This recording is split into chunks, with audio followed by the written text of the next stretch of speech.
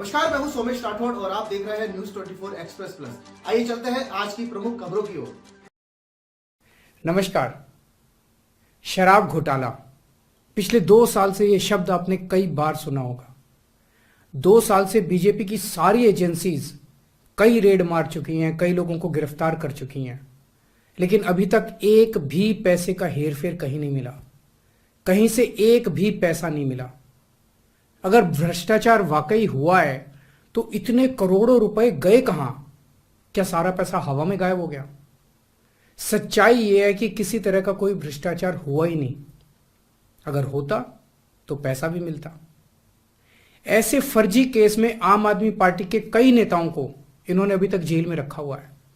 किसी के भी खिलाफ कोई सबूत नहीं है, कुछ साबित नहीं हो रहा, खुलेआम गुंडागर्दी चल रही है, किसी को भी पकड़ के जेल में डाल दो। अब बीजेपी मुझे गिरफ्तार करना चाहती है। मेरी सबसे बड़ी संपत्ति, मेरी सबसे बड़ी ताकत मेरी ईमानदारी है। झूठे आरोप लगा के, फर्जी समन भेज के ये मुझे बदनाम करना चाहते हैं, मेरी ईमानदारी पे चोट करना चाहते हैं। इन्होंने मुझे समन भेजे हैं। मेरे वकीलों ने मुझे बताया कि ये समन गैर कानूनी है। क्यों गैर कानूनी है? ये मैंने इनको विस्तार से लिख के भेजा है। मैंने बताया है कि उनके समन कैसे गैर कानूनी है, लेकिन उन्होंने मेरी एक भी बात का जवाब नहीं दिया। इसका मतलब उनके पास मेरी बातों का जवाब नहीं है। इसका मतलब वे भी मानते हैं कि उनका नोटिस गैर कानूनी है। क्या मुझे एक गैर कानूनी समन का पालन करना चाहिए? अगर कानूनी रूप से सही समन आएगा तो मैं पूरा सहयोग करूंगा। बीजेपी का मकसद जांच करना तो है ही नहीं। इनका मकसद तो लोकसभा चुनाव में मुझे प्रचार करने से रोकना है। ठीक लोकसभा चुनाव के पहले इन्होंने मुझे समन भेजा है। क्यों? इस जांच को चलते 2 साल हो गए। अभी ठीक लोकसभा चुनाव के पहले मुझे क्यों बुलाया जा रहा है? पहले क्यों नहीं बुलाया? सीबीआई ने मेरे को 8 महीने पहले बुलाया था।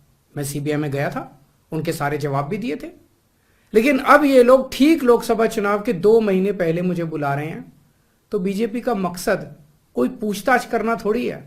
इनका मकसद है पूछताछ के बहाने केजरीवाल को बुला लो और उसे गिरफ्तार कर लो, ताकि मैं लोकसभा चुनाव में प्रचार ना कर पाऊं। आज बीजेपी भ्रष्टाचारियों को नहीं पकड़ रही, बल्कि खुलेआम ईडी और सीबीआई का इस्तेमाल करके दूसरी पार्टियों के नेताओं को तोड़ के बीजेपी में शामिल करवाने का काम किया जा रहा है। एक नहीं, 2 नहीं, कितने उदाहरण हैं जहां किसी पार्टी के नेता के खिलाफ ईडी सीबीआई के मामले चल रहे थे या उन पर गंभीर आरोप लगे हुए थे। जैसे ही वो नेता बीजेपी में शामिल हुए, उनके सारे पुराने मामले बंद कर दिए गए या ठंडे बस्ते में डाल दिए गए। तो जो इनकी पार्टी ज्वाइन कर लेता है